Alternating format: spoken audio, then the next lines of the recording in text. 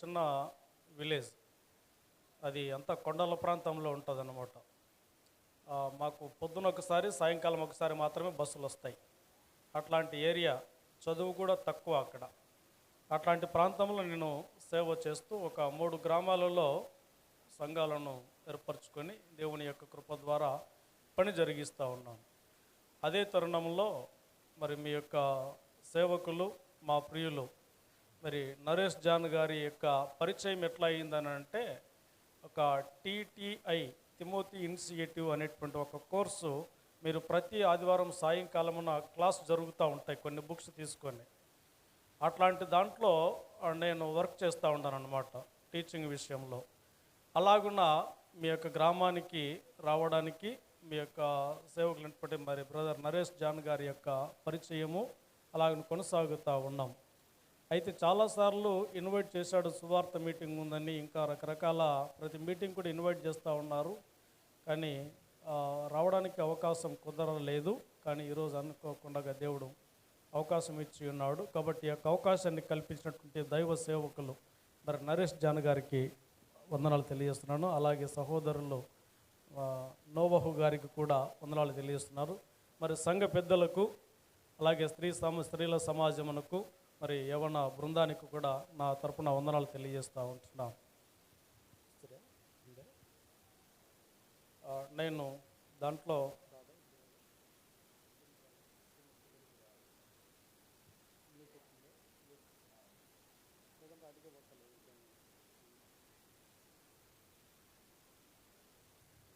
నేను వాక్యం చెప్పడానికి ముందు ఒక చిన్న పాట పాడడానికి ఇష్టపడుతూ ఉన్నాను. మీ దగ్గర చిన్న పిల్లలు మ్యూజిక్ కొడతా ఉంటే సంతోషం అనిపిస్తూ ఉంది. అంత చిన్న వయసులో దేవుని యొక్క పనిలో వాళ్ళు ముందుకు సాగడం అనేటువంటిది చాలా సంతోషాన్ని కలిగించేటువంటి విషయమే. బాల్యమున బాలుడు నడవలసినటువంటి త్రోవకు బాటలు వేస్తూ ఉన్నారు మీ సంఘం అంతా కలిసి. కాబట్టి ఈ యొక్క సంఘపు యొక్క వృద్ధి, సంఘపు యొక్క భవిష్యత్తు చిన్నపిల్లల చేతిలో ఉంది అని ఖచ్చితంగా నమ్మాలా. ఇలాంటి వారిదే కదా దేవుని యొక్క రాజ్యము. అయితే మీరు ఆసక్తితో వచ్చి దాన్ని కొనసాగిస్తూ ఉన్నారు. దానిని పెద్ద అయినాక తొలగిపోకుండా చూసుకోవాలా. పిల్లలు పెద్ద అయినాక దారిని తొలగిపోకుండా చూసుకోవాలి. ఎందుకంటే సమాజము ఆకట్టుకుంటూ ఉంది, పిల్లలను ఆకర్షిస్తూ ఉంది, పడేస్తూ ఉంది. దానికి మీరు అవకాశం ఇవ్వకుండా ఉండాలని అంటే ఇప్పుడున్నటువంటి సంబరం, ప్రేమ, వాక్యము చేత నింపబడుతూ కొనసాగాలన్నమాట. అది ప్రయోజనాన్ని చేకూరుస్తుంది.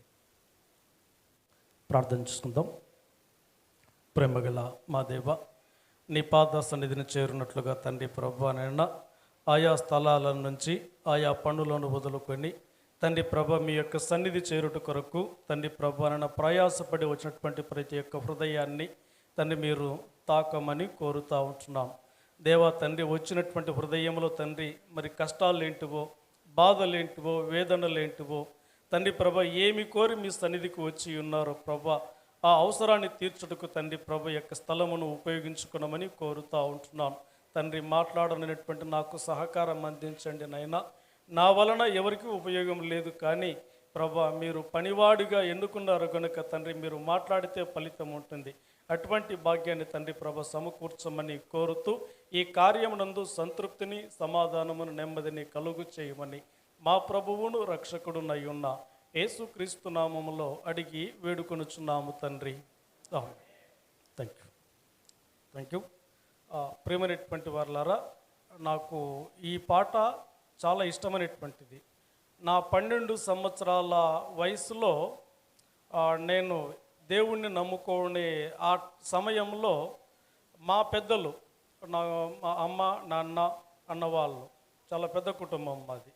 అటువంటి కుటుంబంలో నన్ను చిన్నవాడిగా ఉన్నప్పుడే వాళ్ళంతా వేరు కాపురాలు పెడితే బ్రతుకు భారం అవుతున్నటువంటి తరుణంలో ఎవరిని చూసి బ్రతకాలో అర్థం కాని పరిస్థితుల్లో ఈ యేసు ప్రభు యొక్క మాట విని సేవకుల ద్వారా ఆ యేసుక్రీస్తుని నమ్ముకొని రక్షకుడిగా, ఆదరించేవాడిగా, అన్ని రకాల దైవం యొక్క గుణములన్నీ కూడా విన్న తర్వాత నేను తెలుసుకున్నాను. కాబట్టి నా వెంట ఉంటాడు, ఆయనతో నేను ఉంటాను, నా కష్టము, నా నష్టము, నా బాధలు భరించేటువంటి అనుకూలమైనటువంటి దేవుడు నాకు దొరికినాడనేటువంటి విశ్వాసంతో నేను దేవుని యొక్క సేవకు రావడం జరిగిందన్నమాట.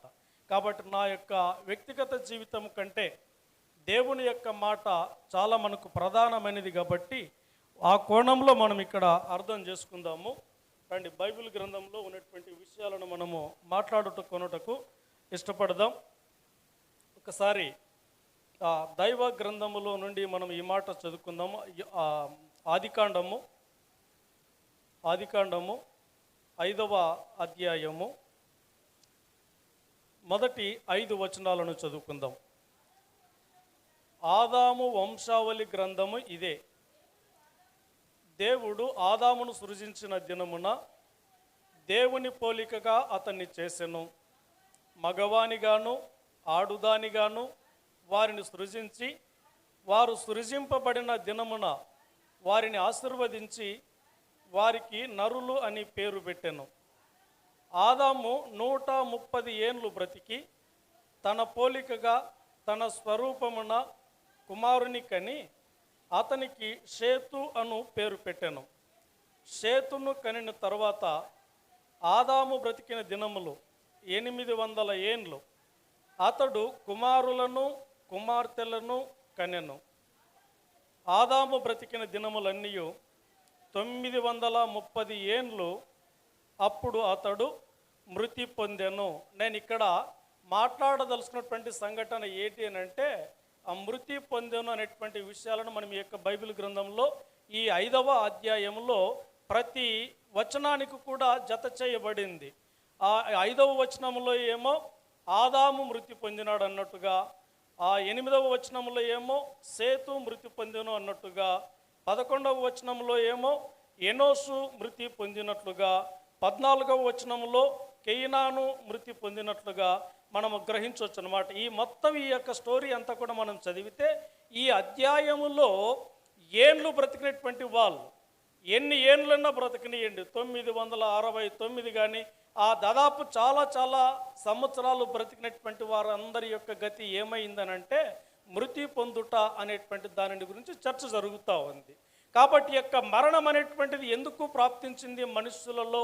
మరి ఇప్పుడు మనము చేయించినటువంటి ప్రతి ఒక్క సంఘములో కూడా ప్రార్థనా కూడికలను ఏర్పరచుకోగలిగినటువంటి అవసరత ఏముంది అని మనం ప్రశ్నించుకుంటున్నప్పుడు ఈ మృతి పొందినటువంటి దీని నుంచి, ఈ ఎడబాటు నుంచి దేవుని యొద్దకు చేరుకోగలిగినటువంటి అవసరము మనుషులందరికీ ఉంది గనుక, అందరము ఆయన సన్నిధికి చేరుకోవలసిన అవసరం ఉంది గనుక, ఆ చేరుకొనడానికి తెలుసుకోగలిగినటువంటి కార్యమే, నేర్చుకోగలిగినటువంటి స్థలమే ఈ యొక్క మందిరాలు అని మనం ఇక్కడ గుర్తించాలా. కనుక ఇప్పుడు ప్రార్థన కూడిక ఏర్పరచుకున్నాం, అది ఉపవాస ప్రార్థన అయ్యింది ఈ రోజున. ఈ ఉపవాస ప్రార్థన ఎవరిని చేరుకొనటానికి, ఏమి పొందటానికి ఏర్పరచుకున్నారు అనేటువంటిది ఇక్కడ ముందుగా మనము గుర్తించాలా. కాబట్టి ప్రార్థన అనగా దాని యొక్క భావం ఏమనంటే చేరుకొనుట, లేకుంటే అడుగుట, సహవాసము చేయుట, కలిసి నివాసము చేయుట, ఇవన్నీ ఉన్నాయి. ఎవరితో కలుస్తావు, ఎవరిని చేరుకుంటావు, ఎవరితో మాట్లాడతావు, ఎవరి యొద్ద నుంచి ఏం అడుగుతావు అని ప్రశ్నించుకుంటే, నేను ఏ దేవునికి దూరమైనానో, ఏ దేవుడైతే నాకు సమస్తమును ఇచ్చి ఉన్నాడు అనేటువంటి మాటను గుర్తించుంటున్నానో ఆ దేవుని చేరుకొనడానికి, ఆ దేవునితో సహవాసము చేయడానికి, అదే దేవుడితో స్నేహం చేయడానికి ఈ ప్రార్థనా కూడికలు మనకు అవసరమై ఉన్నాయన్నమాట. కనుక ఇలాగున దేవునితో సంబంధాలను దూరం చేసుకున్నామా అని అంటే ఖచ్చితంగా దూరం అయ్యారనేటువంటి మాట చెబుతూ ఉంటున్నాడు. ఎలాగున దూరం అయ్యామనంటే ఇప్పుడు చదువుకున్నటువంటి యొక్క భాగంలో ఆదాము లేకుంటే అవ్వ ఇద్దరు, ఆడదిగాను మగదిగాను ఇద్దరు ఏ పోలికలో చేయబడ్డారు? దేవుని పోలికలో చేయబడ్డారు. మరి దేవుని యొక్క పోలికలో చేయబడినటువంటి ఈ ఇద్దరు, ఆదాము అవ్వలు ఇద్దరు ఏకమైన తర్వాత వాళ్ళు ఇంకొక పోలికను కన్నారు. ఆ పోలిక దేవుని పోలిక లేకుంటే మనుషుల యొక్క పోలిక అనంటే అక్కడే రాయబడింది ఆదాము యొక్క పోలికలో. అంటే ఇక్కడ వ్యత్యాసం ఏర్పడుతుంది. దేవుని పోలికలో ఉన్నటువంటి ఆదాము అవ్వలు దేవుని యొక్క స్వరూపాన్ని, దేవుని యొక్క రూపాన్ని కంప్లీట్గా పోగొట్టుకున్నారు, దేవునికి దూరమైనారు. దూరమైనటువంటి ఈ భావము మనుషులకు మరణము పుట్టించింది గనుక, నరులకు కష్టాన్ని తెచ్చిపెట్టింది గనుక, నరులకు శ్రమ, బాధ, వేదన మిగిల్చి ఉంది గనుక దానిని బ్రతుకుతూ ఉండడం మా వల్ల కాదు. కాబట్టి మేము ఈ మరణానికి, ఈ యొక్క ఎడబాటును లేకుంటే దీనిని కలిగి ఉండటకు మేము ఇష్టపడటం లేదు అని ఈ యొక్క భాగంలో ఉన్నటువంటి వాళ్ళందరూ కూడా ఏం కోరుకున్నారనంటే, మాకు నెమ్మది కావాలయ్యా అని అడుగుతారు. ఆ అడిగిన వ్యక్తి ఎవరనంటే ఇదే 5వ అధ్యాయంలో 28వ వచనంలో నుంచి చదవచ్చు మనం. పైన ఉన్న భాగమంతా మృతి పొందిరు అని చెప్పబడుతోంది. ఇప్పుడు 28వ వచనం ఏమని చెబుతోందనంటే, లెమెకు 180 ఏండ్లు బ్రతికి ఒక కుమారుని కని భూమిని యెహోవా శపించినందువలన కలిగిన మన చేతుల కష్టం విషయములోను. ఇక 2 నష్టాలు ఉన్నాయి. ఒకటి శాపం, మరొకటి చెప్తారు అక్కడ కష్టం.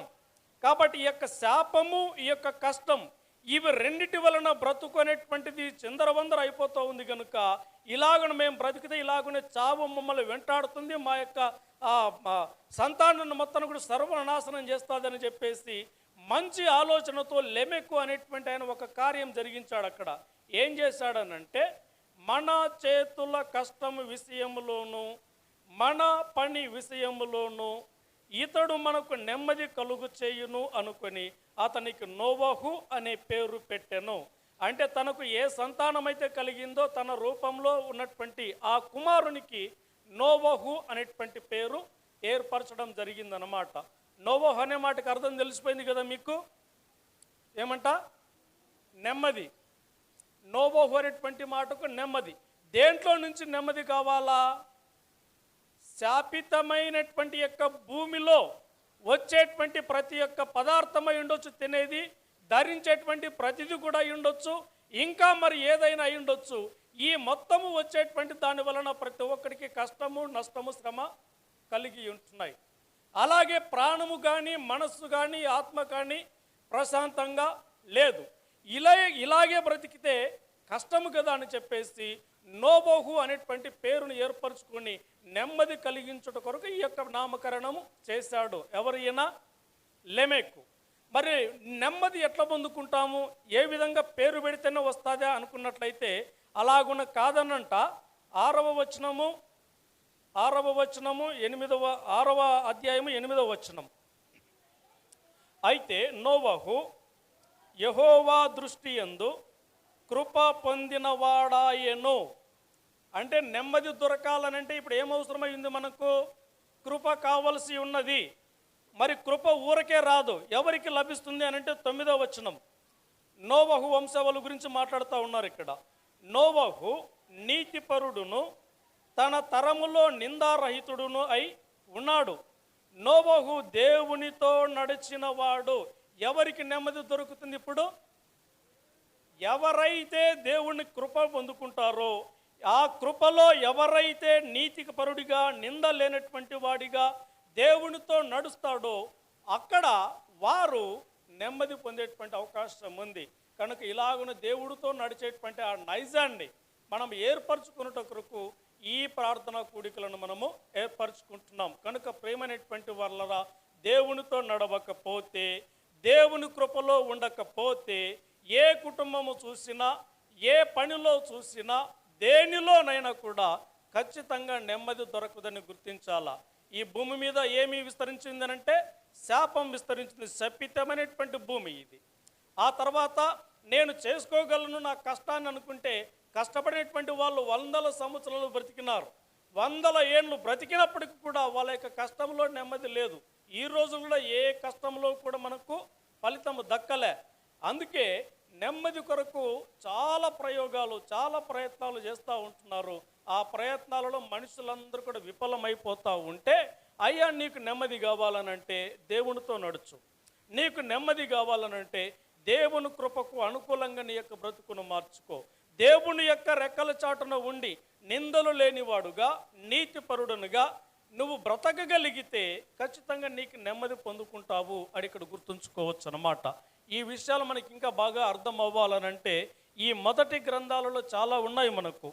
ఇదే ఆదికాండంలో దేవుని యొద్ద నుంచి బ్రతికినటువంటి బ్రతుకు మనము బ్రతికేటువంటి బ్రతుకు ఎందుకు తేడా వచ్చింది అని అంటే అర్థం చేసుకుందాం. 2వ అధ్యాయం 17వ వచనం. అయితే మంచి చెడ్డల తెలివినిచ్చు వృక్ష ఫలములను తినకూడదు, నీవు వాటిని తిను దినమున నిశ్చయముగా చచ్చెదవు. ఇది ఇక్కడ మనం జరుగుతోంది. ఎందుకు వచ్చిందిరా ఈ చావు మనకు అని అంటే అర్థమైపోయింది. ఏ మాటనైతే దేవునితో వినక దేవునికి దూరమైనామో ఆ రోజు మనకు చావు వచ్చింది అని ఇక్కడ మనం అర్థం చేసుకోవచ్చు. ఆ చావు ఎలాగున కనబరుస్తుంది మనకు అని అంటే దేవునితో ఎడబాటు అనేటువంటిది మొదలయ్యింది. 8వ వచనం, 3వ అధ్యాయం 8వ వచనం ఏం చెబుతుంది? చల్లపూటను ఆదామును అతని భార్య తోటలో సంచరించుచున్న దేవుడైన యెహోవా స్వరము విని. నోవాహు ఏం చేశాడు అర్థమైంది కదా. దేవునితో నడిచాడు, దేవునితో సహవాసం చేశాడు, దేవునితో మాట్లాడినాడు. కాబట్టి దేవుని మాట వింటూ వింటూ దేవునితో ఫ్రెండ్షిప్ చేస్తూ ఉండడం వలన చాలా నెమ్మదిగా చాలా కృప పొందినటువంటి వాడిగా ఉన్నాడు. ఇప్పుడు ఆదాము ఉన్నటువంటి రోజుల్లో జరగాల్సినటువంటి నష్టం ఏం జరుగుతుందనంటే దేవుని యొక్క స్వరమును విని దేవుడు వస్తున్నటువంటి విషయాన్ని గుర్తించి తప్పించుకొని పోయి చెట్టు కింద దాచిపెట్టుకుంటున్నాడు. అదే కదా జరిగింది ఇక్కడ. అంతకు ముందు రోజుల్లో కష్టం అంటే తెలీదు, దిగంబరత్వం అంటే తెలీదు, ఆకలి అంటే తెలీదు, సిగ్గు అంటే తెలీదు, ఏమీ తెలియనటువంటి ఈ వ్యక్తి దేవుని స్వరము విని దాచుకుంటున్నాడు అని ఇక్కడ మనం అర్థం చేసుకుంటున్నాం. మళ్ళీ చదువుతున్న అదే మాటే. యెహోవా స్వరము విని ఏం చేశాడు? దేవుని ఎదుటకు రాకుండా తోట చెట్ల మధ్యన దాగుకొనగా దేవుడైన యెహోవా ఆదామును పిలిచి నీవెక్కడున్నావు అని అంటే అందుకు అతడు చెబుతున్నాడు, నేను తోటలో నీ స్వరము వినినప్పుడు దిగంబరినిగా ఒంటిని గనుక భయపడి దాగుకున్నాను. ఏం పుట్టింది ఇప్పుడు ఈయనలో? భయం పుట్టింది.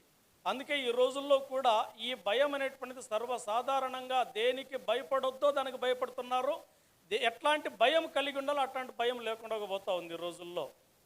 దేవుని యొక్క మాట మైక్ ద్వారా వినబడుతున్నప్పుడు దేవుని యొక్క దాసులు అయ్యా రండి, దేవుని గురించి వాక్యం వినపడుతోంది, దేవుని యొక్క సేవకులు వస్తున్నారని చెప్పేసి పిలిచినప్పుడు ఆ కనబడితే ఆయన స్వరము ఆ పరిధిలో మనకు తెలియగానే ఎక్కడికి పిలుస్తాడో చర్చిలోకి అని చెప్పేసి దాక్కునేటువంటి వాళ్ళు చాలామంది ఉన్నారు. లేరా తప్పించుకొని పోయేటువంటి వాళ్ళు చాలామంది కనబడుతూ ఉంటారు. అయితే నువ్వు తప్పించుకొని పోయి ఏం చేస్తావు? దూరం అయిపోయి ఏం చేస్తావు? ఎవరిని సంతోషపరుస్తావు? నువ్వన్నా సంతోషంగా ఉంటావనంటే అది కుదరదని చెప్పేసి ఆదాము యొక్క జీవితం మనకు తెలిసిపోయింది. కాబట్టి ఇంకొకటి ఎవరో నీకు అది ఇస్తా ఇది చేస్తానంటే ఏది చేసినా అపవాది చేసినట్టుగానే ఉంటాయి. అపవాది చూపించాడు కన్నులకు అందంగా, రమ్యంగా, తీయగా, చాలా చక్కగా చూపించాడు ఆ తినే పదార్థాలు. తర్వాత దేవునికి దూరమైనప్పుడు తోటలో నుంచి బయటికి పోయినప్పుడు రా నేనున్నానని పిలిచాడా అపవాది? నేను భోజనం పెడతారా అన్నాడా? నేను బట్టలు ఇస్తానరా అన్నాడా? పడగొట్టడం ఒకటే వాడు చేసే పని. అయితే దేవుని యొక్క స్వరము, దేవుని యొక్క మాట నీకు ఏం చేస్తుందనంటే మళ్ళీ ఇదే దేవుడే దాగుకొని దూరంగా పోయినటువంటి ఆయన సాకులు చెబుతూ నీవిచ్చిన భార్య అని చెప్పేసి దేవుని మీద నేరాలు మోపుతున్నటువంటి ఆయన మీద మళ్ళీ కనికరం చూపించి చర్మపు చొక్కాలను ఇచ్చి తర్వాత నువ్వు ఇంతవరకు బయట తిరగాల్సిందే కదా, నువ్వు తినడానికి ఏమీ లేదు కదా, మళ్ళీ నేను నీకు ఆహారాన్ని సిద్ధపరుస్తాను. అయితే నీ నిమిత్తము శపించబడినటువంటి యొక్క భూమి గచ్చ పొదలు ముళ్ళ తుప్పులు మొలిపిస్తుంది. నువ్వు దానిని సాగు చేసుకోవాలా, దాన్ని పంట పండించుకోవాలా, మూకపు చెమట కార్చాలా, నేలకు మళ్ళీ తిరిగి చేరే వరకు ఈ కష్టం నీకు తప్పదు. నువ్వు చేసుకున్న తప్పుకి ఇదే శిక్ష అని చెప్పేసి శిక్షించినట్టే ఉంది, తర్వాత పోషించినట్టు ఉంది.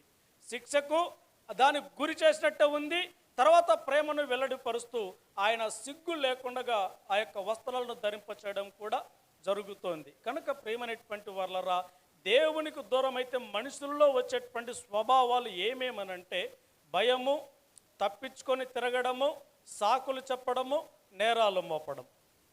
ఇది ఖచ్చితంగా ప్రతి మనుషుల్లో మొదలవుతాయి. అదే దేవుని యొక్క సహవాసములో దేవుని యొక్క మాట స్వరము వింటూ దేవుని యొక్క పరిధిలో ఉన్నట్లయితే ఈ మొత్తం ప్రమాదకరమైనటువంటి లక్షణాలు మనిషిలో ఉండవు. యథార్థపరుడిగా, నీతిపరుడిగా, నిందలు లేనివాడుగా బ్రతకడానికి ఆస్కారం ఉంటుంది. ఇలాగున మనం అందరము ఉండాలని దేవుడు మనలను ప్రేమించి ఏ మరణమైతే మనలను దూరం చేసిందో, ఏ శాపమైతే దేవుని యొద్ద నుంచి మనలను దూరం చేసిందో అలాగనే దూరం ఉంచకుండా మళ్ళీ తిరిగి రండి, నా యొద్దకు రండి, నాతో సహవాసం చేయండి, మీకు కావలసిన వనరులన్నీ నేనే కదా ఇస్తా, మీకు మీరు అడగాలనుకున్నటువంటి ఏవైతే మీ మనసులో ఉండే అవన్నీ అడిగితే నేనే కదా మళ్ళీ నేను మీకు ఇస్తా, కాబట్టి నాతో ఉండండి అని చెప్పాడు. కనుక దాని కొరకే శపించబడినటువంటి భూమి ఉండకుండా నోవహు కాలంలో మొత్తం స్మాష్ చేసేసాడు, ఏది లేకుండా. మళ్ళీ తిరిగి కొత్తగా ఏదైనా దేవునితో సహవాసంగా ఉండాలనేటువంటి ఆతృతతో దేవుని యొక్క కృప ఎక్కడి నుంచి మొదలైంది? నోవహు ఉన్నటువంటి రోజుల్లో నుంచి దేవుని యొక్క కృప పొందుకొని ఉంటున్నాం అన్నమాట. ఈ కృపను ఎలాగో సంపాదించుకోవచ్చో మనం అర్థం చేసుకుందాం. రండి, దేవునితో సంబంధాన్ని కొనసాగించడానికి రోమీయులకు రాసిన పత్రిక సాకులు చెబుతూ, అబద్ధాలు చెబుతూ, అక్రమములు చేస్తూ మనము ఇబ్బంది పడుతూ ఉంటే దాంట్లో నుంచి తిరిగి మళ్ళీ దేవుని యొద్దకు రావడానికి అవకాశాలను కల్పిస్తూ ఇలాగని చెప్పాడనమాట ఆయన. రోమీయులకు రాసిన పత్రిక 6వ అధ్యాయము 23వ వచనం.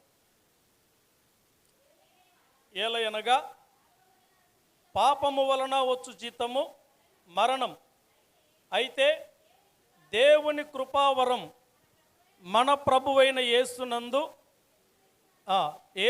క్రీస్తు యేసునందు నిత్య జీవము. పాపము వలన ఏమొచ్చింది? మరణం వచ్చింది. మరి ఇలాంటి మరణం అనేటువంటి ఇప్పుడు 5వ అధ్యాయంలో అంతా చూసాం. మరి యొక్క అధ్యాయంలో ఉన్నటువంటి యొక్క మరణానికి విరుగుడు దేవుడు మనకు చూపించి కృప పొందుదు రండి అని మనకు చెప్పాడు. ఆ కృప ఎట్లాంటిదంటే పాపం అనేటువంటిది ఎట్లాంటిదో ముందుగా మనం అర్థం చేసుకోవాలా. మళ్ళీ ఆదికాండంలోకి వద్దాం. 4వ అధ్యాయంలోకి రండి. ఆదికాండం 4వ దేవుని యొక్క కృప అంటే ఏంది, పాపం అంటే ఏంది కొంచెం వివరంగా మనం అర్థం చేసుకునే ప్రయత్నం చేద్దాం. ఆదికాండం 4వ అధ్యాయము 7వ వచనం. నీవు సత్క్రియ చేసిన ఎడల తల ఎత్తుకొనవా, సత్క్రియ చేయని ఎడల వాకిట పాపము పొంచి ఉండును. ఇందాక పాపము వలన వచ్చి జీతము మరణం అన్నాడు. మరణము ఏ విధంగా ప్రాప్తిస్తుంది అని అంటే క్రియలు సరిగా లేవు. ఏ క్రియ సరిగా లేవు అని అంటే మరి ఆదాము చెప్పాడు, నువ్వు నాకు ఇచ్చిన భార్య నన్ను ఇలాగన మార్చేసింది అని దేవుని మీద నేరం మోపాడు. నా తప్పేమీ లేదని చెప్పడం మొదలుపెట్టాడు. ఆ తర్వాత ఇక్కడ కయ్యూను వచ్చేటువంటి రోజులకి క్రియ మంచిగా లేదు దేవుని యొక్క సన్నిధిలో, దేవుని యొక్క దృష్టిలో. ఆ క్రియ సరిగా లేనప్పుడే మనను పాపము వెంటాడుతుంది. ఏ క్రియ లేకపోతే, సత్క్రియ లేకపోతే పాపము మనలను వెంటాడుతుంది. ఇక్కడ అదే రాయబడి ఉంది, సత్క్రియ చేయని ఎడల పాపము పొంచి ఉండును మన యొక్క వాకిట. కాబట్టి ప్రతి ఇంటిలో, ప్రతి దేహంలో, ప్రతి హృదయములో దేవుని యొక్క వాక్యానికి అవకాశం ఇవ్వండి. దేవుడు చెప్పినటువంటి క్రియలకు అవకాశం ఇవ్వండి. దేవుని క్రియ అంటే ఏందో సేవ చేయాలా లేకపోతే ఇంకా పెద్ద పెద్దవి ఏమీ కాదు. ఆయన చెప్పినట్టుగా నీ పొరుగువాన్ని ప్రేమించడం ఒక్కటే చాలు. తర్వాత దానికంటే ముందు దేవుడైనటువంటి ప్రభువును ప్రేమించాలి.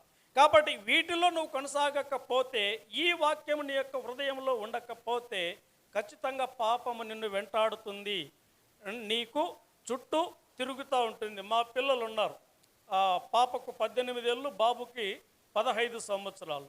వాళ్ళు అడుగుతూ ఉంటారు, డాడీ మేము పిల్లలతో కలిసిపోకుండా వాళ్ళ మాటలతో నేర్చుకోకుండా ఉండాలంటే ఏం చేయాలా? మాకు కొన్నిసార్లు ఈ ఆలోచన వస్తూ ఉంటుంది, వాళ్ళంతా బాగా ఎంజాయ్ చేస్తారు, బాగా ఆడుకుంటారు, కొట్టుకుంటారు, తిట్టుకుంటారు, అల్లరి చేస్తారు, అది ఇది చేస్తూ ఉంటారు.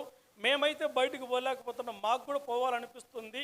అయితే పోకుండా ఎట్లాగ జాగ్రత్త పడాలనంటే మనకు కీర్తనకారుడు చెప్తాడు కదా, ఏమని, మన యొక్క నడత శుద్ధిపరచుకొనడానికి మన ప్రయత్నాలు ఉపయోగం లేదు, కానీ వాక్యమును హృదయములో నింపుకొనుట చేతనే శుద్ధులుగా ఉండగలం. ఏముండాలి హృదయంలో? వాక్యం. కాబట్టి ఈ యొక్క వాక్యమే నిన్ను బ్రతికించేదైనా, నిన్ను శుద్ధినిగా ఉంచేదైనా, నువ్వు పాపములో పడకుండా ఉంచేటువంటిదైనా కేవలం వాక్యమే. ఆ వాక్యం ఎవరిదై ఉండాలా? ప్రభువైన క్రీస్తు యేసుదై ఉండాల. ఎవరు చెప్పినా వింటావని చెప్పేది ఆ మాట వేరు. దేవుని యొక్క మాట వింటే, ఈ నా మాట చొప్పున నువ్వు బ్రతికితే బండ మీద ఇల్లు కట్టుకున్న వాడవైతావు, బుద్ధిమంతును అవుతావు అని చెప్పేసి దేవుడు చెబుతూ ఉంటాడు. కాబట్టి క్రీస్తు యేసుకు సంబంధించినటువంటి యొక్క మాట వింటే నీకు పాపము నీ మీద దాడి చెయ్యదు. కాబట్టి సత్క్రియలు అనేటువంటి మనం ఖచ్చితంగా చెయ్యాలి. పొరుగువాడిని ప్రేమించడం, అవసరాలు తీర్చడం, మాట్లాడడం, ఇవన్నీ కూడా సత్క్రియలతో చేసేటువంటి వ్యవహారాలు. ఈ సత్క్రియ మనలో లేకపోతే ఏం పొంచి ఉంది? మనకు పాపము పొంచి ఉంది. అంతేకాదు, నీ ఎడల దానికి అంటే పాపమునకు వాంఛ కలుగును. అర్థమైందా? సత్క్రియ చేయకపోతే పాపమునకు మన మీద వాంఛ కలుగుతుంది. వాంఛ అంటే ఏంది అర్థమవుతుందా మీకు? ఏంటిది వాంఛ అంటే? మొదటిసారి ఆదాము అవ్వను చేసినప్పుడు చెప్పాడు ఆయన, నీ భర్త మీద నీకు వాంఛ కలుగును అని అవ్వతో చెప్పాడు. తర్వాత ఇప్పుడు పాపం అనేటువంటిది మన మీద వాంఛ పెట్టుకుంటుంది అని అంటే దాని అర్థం ఏమనంటే మనలను ఆకర్షిస్తుంది, మనతో గడపాలనుకుంటుంది, మనలను పడేయాలనుకుంటుంది, మనలను లోబరుచుకోవాలనుకుంటుంది. అది ఉద్రేకమైనటువంటిది ఎక్కువ అయిపోయి ఆ మోహపు యొక్క చూపును కానీ మోహపు యొక్క కార్యము కానీ చేసి మనలను పడగొట్టే వరకు వదలదు. ఏంటిది? పాపం. కాబట్టి పాపము వాకిట పొంచి ఉన్నది అనే మాట నువ్వు గుర్తించాలా. అది మన మీద వాంఛ కలిగి ఉన్నటువంటి మాట గుర్తించాలా. దాని బారిన పడకూడదు అన్నట్లయితే హృదయం నిండా వాక్యం ఉండాలా, దేవునితో సహవాసం ఉండాలా, దేవుని యొక్క సహవాసం చేసేటువంటి జ్ఞానం కలిగినటువంటి పెద్దలతో దైవజనులతో సహవాసం చేస్తూ ఉన్నట్లయితే నీ యొద్ద నుంచి యొక్క పాపము దూరం అవుతుంది. పాపపు యొక్క ఫలితం ఏమన్నాము? మరణం. మరి మరణించడానికి ముందు తప్పు చేసిన వెంటనే మాకేం మరణం రాదు అన్నట్లయితే ఈ కయ్యూను గారు దేవుడితో ఏమని చెబుతున్నాడో చూద్దాం. 15వ వచనం, 4వ అధ్యాయం 15వ వచనం. అందుకు యెహోవా అతనితో, అంటే ఎవరితో? కయ్యూనుతో, కాబట్టి ఎవడైనను కయ్యూనును చంపిన ఎడల వానికి ప్రతిదండన 7 కలుగును. ఈయన భయపడ్డాడు హేబేలును చంపినందుకు. అయ్యా, ఇంక నేనేడ బతుకుతాను? చంపిన మాట నిజమే తెలిసిపోయింది నీకు, నాకు తెలియదని నేను అబద్ధం చెప్పాను, కానీ నీకు ఏది కూడా మరుగే లేదనేది నాకు అర్థమవుతుంది. కాబట్టి ఇప్పుడు నేను ఆడికి పోయినా నన్ను ఎవడో ఒకటి ఖచ్చితంగా చంపుతాడు, ఇంకా నాకు బ్రతికే లేదని భయపడతా ఉంటే అటువంటి వ్యక్తి మీద కూడా యొక్క దేవుడు కనికరం చూపించి, లేదు లేదు నీకేం కాదులే, నిన్ను ఎవరు ఏమనకుండా నేను చూసుకుంటానులే, నీకు ఒక గుర్తు పెడతాను, ఒకవేళ ఇంకా పొరపాటున ఎవడైనా నిన్ను ఏమన్నా చేస్తే వాడికి 7 శిక్ష పెట్టాడు కదా. 7 శిక్ష పెట్టాడు అంటే నరహత్య. కాబట్టి ఇప్పుడు హత్య చేసిన వాళ్ళకి 7 ఏళ్ళ జైలు శిక్ష విధిస్తారా? సమాజంలో ప్రభుత్వ పాలనలో ఎన్ని ఏళ్ళు జైలు ఉంటుంది? 7 ఏళ్ళ జైలు ఉంది కదా, ఉందా లేదా? కాబట్టి ఈ యొక్క నియమము ఇంకా కొనసాగుతుంది. ఎవరన్నా నరహత్య చేసేటి ఈ యొక్క సంవత్సరాలు ఇలాగున అధికం చేస్తూ ఉంటారు. అంతేకాకుండా ఇక లెమెకు అనేటువంటి ఆయన ఇంకొక మాట ఏమంటాడనంటే 23, 24 వచనాల్లో, లెమెకు తన భార్యలతో, ఓ ఆదా, ఓ సిల్లా, నా పలుకు వినండి, లెమెకు భార్యలారా నా మాట ఆలకించండి, నన్ను గాయపరిచినందుకై ఒక మనుష్యుని చంపి తిని, నన్ను ఒకడు గాయపరిచాడు, దానికై నేను మళ్ళీ ప్రతిఫలంగా ఏం చేశాను? వాడిని చంపాను.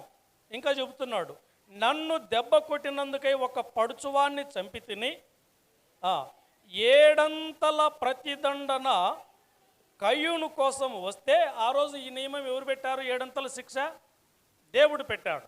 అయితే ఇప్పుడు అంటున్నాడు ఈ యొక్క లెమెకు అనేటువంటి ఆయన, దేవుడు కయ్యూనుకు 7 ప్రతిదండన చేస్తే ఇప్పుడు అంటున్నాడు లెమెకు కోసము 77 వచ్చును. 77 అంటే 70 ఏండ్ల తెలీదు. దాన్ని మనం క్యాల్కులేట్లు అనేటువంటిది చేస్తే 7 × 70 కొడితే ఎన్ని ఏళ్ళు వస్తుంది? 70 కాదు, 77. దాదాపు 700 సంవత్సరాలు బహుశా రావచ్చు. ఆ రోజుల్లో 100 సంవత్సరాలు బతికినారు కదా, 800, 900 అట్లా బతికినారు కదా. కాబట్టి ఇంకా చెప్పాలంటే జీవిత ఖైదు. ఏంటిది ఇది? చేసిన తప్పుకి ఏంటి శిక్ష? 7 ఏళ్ళు శిక్ష, లేదనంటే జీవిత ఖైదుగా ఉండేటువంటి పరిస్థితి వస్తుంది. కాబట్టి ఈ పాపం అనేటువంటిది మనలను పొంచి ఉండి మనలను లోబరుచుకొని మనలను పడేసి బ్రతికినంత కాలము యొక్క పాపపు యొక్క ఫలితం శ్రమ, వేదన, కష్టం, దేశదిమ్మరిగా దేశాలు తిరగడం, ఆ పని ఈ పని, అక్కడ సంపాదన ఇక్కడ సంపాదన అని ఎన్ని చేసినా మళ్ళీ తిరిగి తలబట్టుకునేటువంటి పరిస్థితే. అంటే మొత్తం జీవితం అంతా కూడా నెమ్మది దొరకకుండా అవుతోంది సత్క్రియ లేని కారణం చేత. కేవలం సత్క్రియ లేని కారణం చేత. ఉద్యోగస్తుడు అయినా శ్రమే ఉంది, పొలం పని చేసేవాడైనా పనే ఉంది, ఇంట్లో ఇంటి పని మాత్రమే చేసుకునేటువంటి వాళ్ళకైనా శ్రమే ఉంది. మొత్తము మనుషులందరికీ కూడా ఇలాంటి శ్రమలు మొదలవుతూ ఉంటున్నాయి. కారణం ఏమనంటే సత్క్రియలను మానేస్తున్నాం, దేవునితో నడవడం మానేస్తున్నాం, యథార్థత అనేటువంటి దానికి అవకాశం ఇవ్వకుండా చేసేసినాం, నీతి అనేటువంటి పదముకి అర్థమే లేకుండా చేసేసినాం ఈ యొక్క మానవ యొక్క నైజంలో. ఈ కారణం చేత జీవితకాలం అంతా కూడా శ్రమలు, బాధలు, వేదనలు, కష్టాలు ఇవి మనలను వెంటాడుతూ ఉన్నాయి. దానికి కారణం ఏమనంటే దేవునితో ఉండకపోవడము. అయితే దేవుడు ఇలాగున జీవితకాలం అంతా ఏడుస్తూ, బాధపడుతూ, శ్రమలు పడుతూ, ఆందోళన పడుతూ ఉంటే ఇలాంటి పాపము వలన వచ్చేటువంటి జీవితం మరణం. కాబట్టి దానికి ఆపోజిట్గా దేవుడు తన కృపావరమును మన మీద కుమ్మరింప చేశాడు. ఇందాక రోమిలకు రాసిన పత్రిక చదివినాం కదా, అటుకి వద్దాం. పాపపు యొక్క ఫలితాన్ని చూసాం. పాపపు ఫలితమే, పాపపు యొక్క పని ఏం చేసింది? దేవునికి దూరం చేసింది, అబద్ధాలు చెప్పే విధంగా చేసింది, నేరములు మోపే విధంగా చేసింది, సాకులు చెప్పే విధంగా చేసింది. కాబట్టి ఇలాగున ఇంకొక చోట బతుకుతామన్నా ఎక్కడ కూడా నెమ్మది లేకుండా అయిపోయింది. ఏ పని వలన లాభమే లేకపోయింది. కాబట్టి ఈ చేతుల కష్టం వలన లాభము లేదు, బ్రతికిన ఎన్నేళ్ళు బ్రతికినప్పుడు తిరిగి చచ్చిపోక తప్పడం లేదు. కాబట్టి ఇలాగున వద్దు అని నోబోహు అనేటువంటి పేరుకు అర్థం తెలియజెప్పి ఇలాగున మళ్ళీ దేవుడు కృప చూపే విధంగా బ్రతకండి అని చెప్పాడు. ఇప్పుడు చూద్దాం రోమాపత్రిక 6వ అధ్యాయము 23వ వచనం, 2వ భాగం. అయితే అంటే ఈ యొక్క మరణించినటువంటి వారికి, పాపము పొంచినటువంటి వారికి, పాపపు యొక్క వాంఛ కలిగినటువంటి వారికి ఇలాగున వద్దు అని చెప్పేసి దేవుని కృపావరము మన ప్రభువైన క్రీస్తు యేసునందు ఏ జీవము అంతే. జీవితకాలము బాధపడి 100 సంవత్సరాలు బ్రతికి మళ్ళీ తిరిగి మరణించి దేవునికి దూరమై ఆ పాతాళానికో ఆ నరకానికో లేకుంటే అపవాది యొక్క ఆ బందీలుగా ఉండడం అనేటువంటిది ఇష్టము లేక ఏ దేవుని పోలికను నిర్మించబడ్డామో, ఏ దేవుని యొక్క స్వరూపాన్ని కలిగి ఉన్నామో, ఏ దేవుని యొక్క శ్వాస ద్వారా ఆత్మను పొందుకొని ఉంటున్నామో మళ్ళీ తిరిగి అదే దేవుడితో ఉండగలిగితే ఇప్పుడు ఎట్లాంటి జీవము? ఎప్పుడు నిత్య జీవము. నిత్య జీవం అంటే దాని అర్థం ఏమనంటే గాయం ఉండదు, జ్వరం ఉండదు, తలనొప్పి ఉండదు, ఆకలి ఉండదు, ఏ విధమైనటువంటి లోటు కూడా ఉండనిదే నిత్య జీవం. కొన్ని స్థలాలకు జీవంతో పోల్చి పెట్టారు. ఒకవేళ నది ఉందనుకో, ఒక నదికి జీవనది అని పెట్టారు, తెలుసు కదా జీవనది అని. జీవనదులు వారుతున్నాయని చెప్పాడు. అయితే ఆ జీవనది ఇప్పుడు లేదు, ఎండిపోయింది. మన యొక్క దేశంలో జీవనదిగా పిలిచేటువంటిది అంటే సరస్వతి నది, ఇప్పుడు అది లేదు. కానీ ఇప్పుడు దేవుడు చెప్పేటువంటి ఈ జీవం ఏ విధంగా ఉంటుందంటే ఆకు వాడదు, ఎట్లుంటుంది తెలుసు కదా. ఎప్పుడు ధర్మశాస్త్రంలో దేవుని యొక్క మాటలతో నిండేటువంటి వాళ్ళు తన కాలమందు ఫలాలు ఇచ్చుకుంటూనే ఉంటారు, వాడిపోరు, కలకలలాడుతూ ఉంటారు, ఇలాగనే ఉంటారని చెప్పేసి చెప్తాడు. ఇదే నిత్యత్వము ఉండేటువంటి జీవం.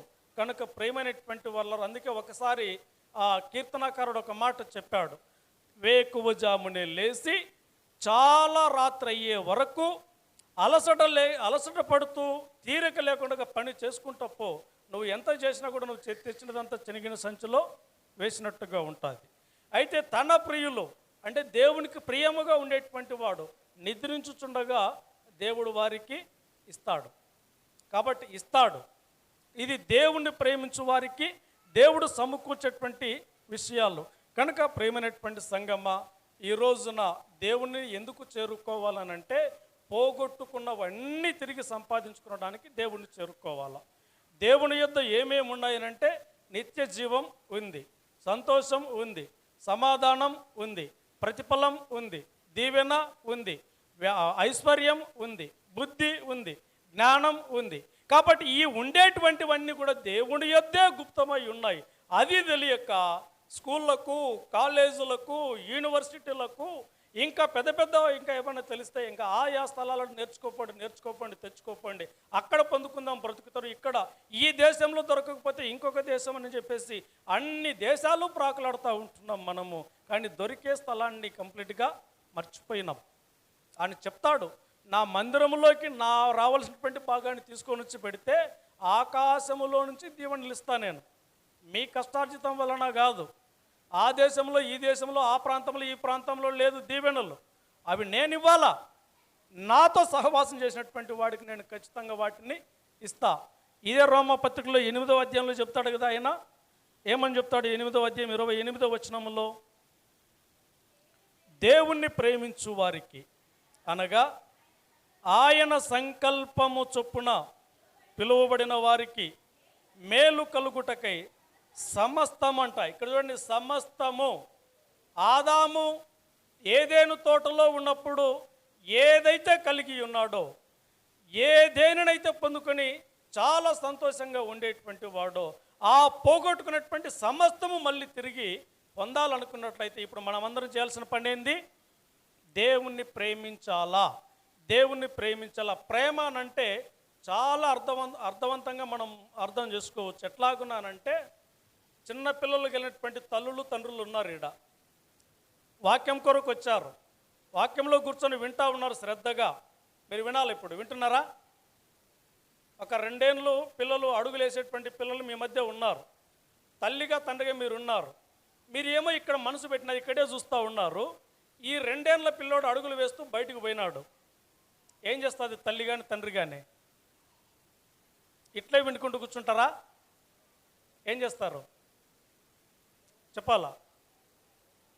మీ పిల్లోడు బయటికి పోతే పరిగెత్తుకుపోతారు. అయ్యో పిల్లోడు బయటికి పోయినాడు, కింద పడతాడేమో, దెబ్బలు తగులుతాయేమో, ఏమైనా వెహికల్స్ వస్తాయేమో అని.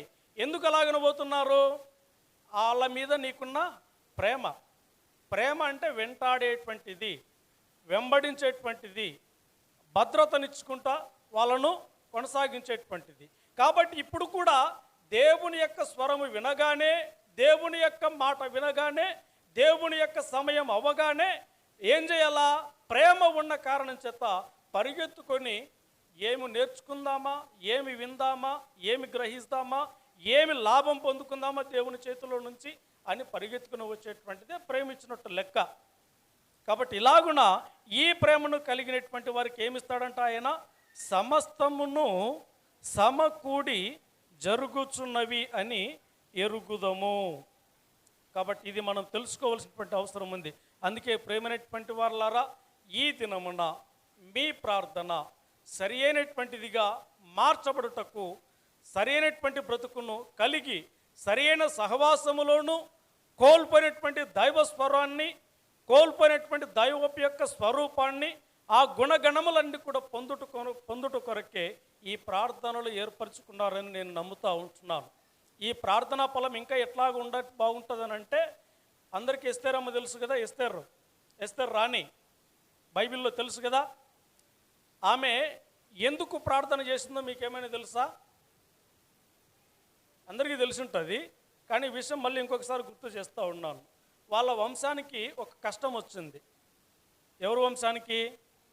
ఎస్తేరు వల్ల వంశములకు ఒక కష్టం వచ్చింది. ఏంటిది ఆ కష్టం అని అంటే, ఆ రాజ్యంలో ఉండేటువంటి మరొక గుంపు ఈ వంశమే లేకుండా మొత్తం అందరూ కూడా చంపేద్దాం, ఈ ప్రాంతం నుంచి తొలగించేద్దాం, వాళ్ళు వచ్చి మాకు లాభం లేకుండా చేస్తూ ఉండారు అని చెప్పేసి ఇలాగను పన్నాగం పండితే, ఆ విషయం మొర్దకై తర్వాత వాళ్ళ యొక్క గుంపు అంతా కూడా ఒక నిర్ణయం తీసుకొని మరి ఏం చేద్దామనంటే అందరూ కలిసి ఒక మంచి ప్రార్థనను ఏర్పరచుకున్నారనమాట. ఎక్కడుండే వాళ్ళు అక్కడ, రాజనగరంలో ఉండేవాళ్ళు రాజనగరంలో, ఇంక మిగిలిన చోట ఉండేవాళ్ళు మిగిలిన చోట్ల. కాబట్టి ఎక్కడైనా కూడా ఉండి మన యొక్క వంశము కొరకు ప్రార్థన చేద్దామని ఉపవాసాలు ఉన్నారు. ఉన్నారా? మరి ఏం చేసింది ఆ ఉపవాస ప్రార్థన? దాని యొక్క ఫలితం ఏమైంది? వంశాన్ని కాపాడుకున్నారు. ఏ శత్రువు అయితే నశింప చేద్దామనేటువంటి ప్లాన్ చేశాడో అతను నశించిపోయాడు, కానీ వీళ్ళ యొక్క వంశం మాత్రము నశించిపోలేదు. కాబట్టి మీరు కూడా ఈరోజు పెట్టుకున్న ఉపవాస ప్రార్థన మీ గ్రామ రక్షణ కొరక, దేశము బాగుండాలనే, దేశపు యొక్క పాలన బాగుండాలన్నా, ఏ శత్రువు ఈ యొక్క క్రైస్తవ్యం లేకుండా చేయాలనుకుంటున్నాడు, ఏ వ్యక్తి ఈ యొక్క మందిరం లేకుండా చేయాలని ఏమైనా ప్లాన్ చేస్తూ ఉన్నాడా, అటువంటి విషయాలు మీకు ఏమైనా తెలిస్తే వాటి కొరకు ఈ ఉపవాస ప్రార్థన ఒకరికి ఒకరు చర్చించుకొని మాట్లాడుకొని ఏం చేద్దాం, మనం నష్టాలలో పోతూ ఉంటున్నాం, మనలను పతనం చేయాలనుకుంటున్నారు, ఇది లేకుండా చూడాలనుకుంటున్నారని చెప్పేసి ఆ గుంపు అంతటి కొరకు మీరు చర్చించుకొని చేస్తే, ఈ ఉపవాస ప్రార్థన చేస్తే ఆ ఫలితం ఏమవుతుంది? మీకు రక్షణ, మీ గ్రామానికి రక్షణ, మీ సంఘానికి రక్షణ, మీ యొక్క సేవకు, మీ యొక్క ప్రార్థనకు, ఉపవాసానికి ఫలితం ఖచ్చితంగా దక్కుతుంది అని ఇక్కడ అర్థం చేసుకోవాలి. ఇది ఇలాంటి ఉపవాస ప్రార్థన అయి ఉండాలి. ఇది మనమందరం కూడా గుర్తించాలా. చాలా దేశాలలో, చాలా రాష్ట్రాలలో చాలా గందరగోళపు యొక్క స్థితులు జరుగుతూ ఉన్నాయి. శత్రువు ఈరోజు ఆర్డర్, రేపొద్దున మన మీద. అయితే మనం అందరం ఏకీభవిస్తే ఏ శత్రువు మన మీద జయించలేడు. దానికి మీ అందరి యొక్క సహకారం కావాలా, మీ అందరి యొక్క ప్రార్థన కావాలా. మీరు విడిచిపెట్టినటువంటి భోజనం యొక్క ఫలితం ఏమనంటే మరొకరికి కడుపు నిండాలా, మరొకరికి తృప్తి ఉండాలా, మరొకరికి రక్షణ దొరకాల, ఇటువంటిదై ఉండాల. ఇదే ప్రకారంగా ఇంకొక ఊరిని కాపాడుకున్నారు. ఇంకొక ఆయన యోనా తెలుసు కదా, ఏ పట్టణాన్ని కాపాడుకున్నారు? యోనా నినివే. అక్కడ ప్రమాదకరంగా మారిపోయింది ప్రాంతం అంతా కూడా. అల్లరి, పాపము, అక్రమము, మోసము, ఎవరు అనేది లేకుండా విస్తరించిపోతూ ఉంది. మరి ఇలాగనే ఉంటే నేను దాన్ని నాశనం చేసేస్తాను, ఏమైనా ఒక మాట చెప్పుపో, వాళ్ళు బాగుపడాలనుకున్నట్లే అని ఆ యోనాను పంపించారు. యోనా వాళ్ళకు తెలియజెప్పారు. తెలియజెప్పిన తర్వాత ఏం చేశారు? అందరూ రాజు కాటు నుంచి, నాయకుల కాటు నుంచి మొత్తం అందరూ కూడా ఉపవాసం ఉన్నారు. వాళ్ళ యొక్క జంతువులు అవ్వచ్చు, పక్షులు అవ్వచ్చు, కోళ్ళు అవ్వచ్చు, ఏమైనా ఉండొచ్చు. అటువంటి ప్రార్థన ఏం చేసింది? చెడుని నాశనం చేసింది, కానీ వాళ్ళందరినీ రక్షించింది. అంటే ఏ అక్రమము, ఏ చెడు అనేటువంటిది ఆ ఊరిని రాజ్యం ఏలుతోందో, ఆ పట్టణాన్ని రాజ్యం ఏలుతోందో అవన్నీ పతనమైనాయి, కానీ దేవుని యొక్క స్వరూపములో, పోలికలో ఉన్నటువంటి మనుషులు రక్షించబడ్డారు. కాబట్టి మీరు చేసేటువంటి ప్రార్థన ఈ గ్రామంలో పాపాన్ని, అక్రమాన్ని నశింప చేసేటువంటిదిగా ఉంచుకుంటే చాలా గొప్పది అని మనం చేస్తూ ఉంటున్నాను. కనుక ప్రేమైనటువంటి వారలారా, ఈ రోజున మనము చేయనటువంటి ఈ యొక్క చేరిక దేవుని యొక్క స్వరూపాన్ని కలిగి ఉండి, ఆ యేసు ప్రభు మనందరి కొరకు మరణించి ఉన్నాడు. మరణం అనేటువంటి దాంతో భయపడిపోతూ ఉంటే, ఇందాక ఏమన్నామనంటే పాపము వలన వచ్చి జీతము మరణం. కాబట్టి ఈ మరణావస్థలో ఉండేటువంటి వాళ్ళందరికీ కూడా చాలా చక్కగా ఏమని చెప్తారంటే, సింపుల్గా, మీరు భయపడుతున్నారా చచ్చిపోతామని? ఆందోళన చెందుతున్నారా చచ్చిపోతామని? మరణం అంటే అదేదో కంప్లీట్గా మీకు ఎప్పటికి కూడా నశింపజేసేది కాదు, ఇదిగో చూడండి అని చెప్పేసి కొన్ని బోధలు చెప్పి, ఆ మరణం ఎట్లుంటుందో, ఇది నేను చచ్చిపోతాను, సమాధిలో ఉంటాను, మళ్ళీ తిరిగి లేస్తాను, మళ్ళీ తిరిగి ఆరోహణమవుతాను. కాబట్టి ఇంతే చూడు, ఎవరైతే నా మాట వింటారో, ఎవరైతే నా మార్గంలో ఉంటారో, ఎవరైతే నన్ను వెంబడిస్తాడో వాడు నాలాగే చచ్చిపోయినా, సమాధి చేసినా మళ్ళీ తిరిగి లేస్తాడు, పరలోకంలో ఉంటాడు. కాబట్టి ఇంతే చూడు అని చెప్పి సింపుల్గా చెప్పాడు. దాన్ని నమ్మాలి. ఇప్పుడు మనం సువార్త అంటే దీర్ఘ వ్యవహారంతో కూడినటువంటి వాటితో మనము ఇమిడి ఉండి దేవుని యొక్క నడవడికను నేర్చుకుని ఇతరులు నడిపించేటువంటిదిగా ఉండాల. కాబట్టి ఆయన కార్చిన రక్తము కానీ, పొందిన మరణము కానీ, పొందిన గాయాలు కానీ, ఆ యొక్క సమాధి కానీ ఏది వృధా కాకుండా ఉండాలనంటే నువ్వేందో, నీ క్రియ ఏందో పూర్తిగా మార్చుకోవాలా. ఏం చేసుకోవాలా? నిన్ను నువ్వు మార్చుకోవాలా. మార్చుకోవడం వల్ల వచ్చేటువంటి ప్రయోజనం ఏంది అని అంటే, ఏముంటుంది ప్రయోజనము? నీవు రక్షణ పొందుతావు, నీ కుటుంబం రక్షణ పొందుతుంది, నీ సంఘము నెమ్మదిగా ఉంటుంది, నీ గ్రామము నెమ్మదిగా ఉంటుంది. ఈ రోజుల్లో నెమ్మది లేక, నెమ్మది దొరకక ఎక్కడెక్కడో దొరుకుతుందని కొంతమంది వస్త్రాలు మారిస్తే మరికొంతమంది ఇంకొక ధరిస్తే ఇంకొకటి అని చెప్పి చాలామంది ఎదుగుతూ ఉన్నారు. కానీ దేవుడు మనకిచ్చినటువంటి గొప్ప భాగ్యం ఏమనంటే, సువార్త మొదలు పెట్టగానే సర్వ రోగాలతో ఉండేటువంటి వాళ్ళందరికీ కూడా రోగాల మీద అధికారాన్ని కలిగి రోగాలన్నీ దూరం చేసి అందరికీ ఉపశమనం కలిగించి సంతోషాన్ని నింపాడు. ఇదే కదా సువార్తలో ఉండేది. అది తన మట్టుకు తానే ఉంచుకోలేదు, ఆయన శిష్యులకు ఇచ్చాడు ఆ అధికారం. ఆయన శిష్యులుగా ఉన్నటువంటి వారిని వెంబడిస్తున్నటువంటి మనకును అదే అధికారాన్ని ఇచ్చి ఉన్నాడు. ఈ అధికారాలతో దేవుణ్ణి ఏం చేయాలా? మహిమపరుస్తూ బలహీనులను ఏం చేయాలా? బలపరచాలా, అన్ని కోణాలలో కూడా బలపరచాలన్నమాట. కనుక ఇటువంటి అవకాశాన్ని మనం సంపాదించుకుందాం, దేవుని యొక్క బాటలో కొనసాగుద్దాం. కాబట్టి మన మీద కొన్ని నేరాలు మోపుతూ ఉన్నాడు ఆయన. నా మాట వినలే, నా పలుకు నా మాట వినగానే మీరు దూరం అయిపోతూ ఉన్నారు. మీరు దూరం అయిపోవడం వలన నాకు బాధ అనిపిస్తుంది. కాబట్టి మీతో కాకుండా ఇంకెవరితోనో మాట్లాడాలనిపిస్తుంది. కానీ మీరు నా రూపంలో ఉన్నారు కనుక నీతో సహవాసం పెట్టుకుంటా. నేను మీ కొరకు చావలేదా, రక్తం కార్చలేదా, మిమ్మల్ని కొనలేదా, మీ కొరకు అన్ని త్యాగం చేసుకున్నాను కదా, మరి ఎందుకు నన్ను ఇట్లా చేశారని చెప్పేసి బాధను వ్యక్తం చేస్తూ ఉన్నాడు. మళ్ళీ తిరిగి ప్రతి గుడ్ ఫ్రైడే సీజన్లో ఈ విషయాలు మళ్ళీ మనం కొనసాగించి అర్థం చేసుకుని మంచి సత్క్రియ చేయువారిగా ఉందాం. సత్క్రియ లేకపోతే ఏముంటుంది మన దగ్గర? పాపము పొంచి ఉంటుంది. పాపమునకు మన మీద వాంఛ కలుగుతుంది. అదే దేవుని వెంబడించేటువంటి వారిగా ఉంటే ఏం కలుగుతుంది? నెమ్మది కలుగుతుంది. నీకా, నీ ఇంటికా, నీ వారికా, ఇవన్నీ కూడా మనము సంపాదించుకోవాలా. కనుక ప్రియమైనటువంటి వారు ఇటువంటి భాగ్యాన్ని పొందుకొనుటకు మందిరాలు ఉన్నాయి. ఈ యొక్క నెలంతా కూడా ఆయన సన్నిధిలో చక్కగా సహవాసం చేస్తూ మీ సేవకులు మిమ్మల్ని ప్రేమించి చాలామంది సేవకులను పిలిపిస్తా, ఎప్పుడు బాగుపడతారో మా వాళ్ళు, ఎప్పుడు అర్థం చేసుకుంటారో, వృద్ధి చెందుతారు అనేటువంటి తపన ఉంది ఆయనకు. ఆ ప్రేమను, ఆ యొక్క తపనను మీరు గుర్తుంచుకొని తనకు సహకారం అందిస్తూ పాటల రూపంలో కానీ, క్రియ రూపంలో కానీ, బ్రతుకు రూపంలో కానీ, వాక్యం రూపంలో కానీ అన్నింట్లో కూడా ఉజ్జీవం సంపాదించుకోవాలని ప్రభు పేరున మనవి చేస్తూ ముగిస్తూ ఉంటున్నాం. Thank you. చిన్న ప్రార్థన చేసుకుందాం. కృపగల మా దేవ, మీ నామమున చేరినటువంటి మా జీవితానికి ప్రార్థన అనేటువంటి పదానికి తండ్రి అర్థాలను తెలియపరిచే ప్రభువారైనా వాటిలో ఇమిడి ఉండండి అని అర్థమవుతోంది తండ్రి. ప్రభువా అని ప్రార్థించిన ప్రతి వారు పరలోకం చేరరు అని చెప్పారు. అటువంటి ప్రార్థన మాది కాకుండా క్రియతో కూడినటువంటి ప్రార్థన అయి మా ప్రార్థన వలన మేము రక్షణ పొందాలా, మా గ్రామం రక్షణ పొందాలా, సంఘం అభివృద్ధి చెందాలా. అటువంటి ప్రార్థనలు నడిపించడానికి సహాయం అందించండి. మీ దాసులు ప్రభువైన నరేష్ జాన్ చేస్తున్నటువంటి సేవ ఫలము తండ్రి ఫలించే విధంగా తండ్రి క్రియతో కూడినటువంటి ప్రార్థనలకు తాపత్రయపడుతుండగా ఆ సహకారం సంఘముల నుంచి పొందుటకు కృప చూపమని మా ప్రభువును రక్షకుడునై ఉన్న యేసుక్రీస్తు నామములో అడిగి వేడుకొనుచున్నాము తండ్రి. ఆమేన్.